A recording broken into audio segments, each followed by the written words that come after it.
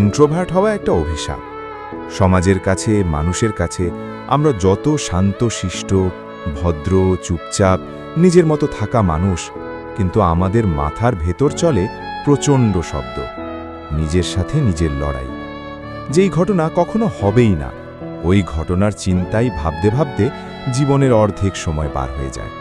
একটা যদি আর হয়তোর ভেতর আমরা হাজারবার হেরে যাই, হাজারবার নতুন করে শুরু করি। বাইরে আমরা স্থির, ভেতরে ঝড়। বাইরে হাসি, ভেতরে অগণিত প্রশ্নের মিছিল।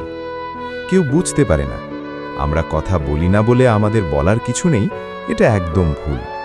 আমাদের বলার মতো এত কথা থাকে যে কোথা থেকে শুরু করব সেটাই বুঝে উঠতে পারি না।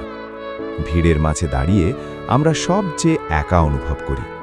সবাই যখন সহজে মিশে যায়, আমরা তখন নিজের ভেতরের দেয়াল ভাঙার চেষ্টা করি। অনেকেই ভাবে আমরা অহংকারী, দূরত্ব রাখি। আসলে আমরা শুধু ভয় পাই, ভুল বোঝাবুঝির, প্রত্যাখ্যানের, অথবা নিজের ভেতরের নরম অংশটা কারো সামনে খুলে দেওয়ার।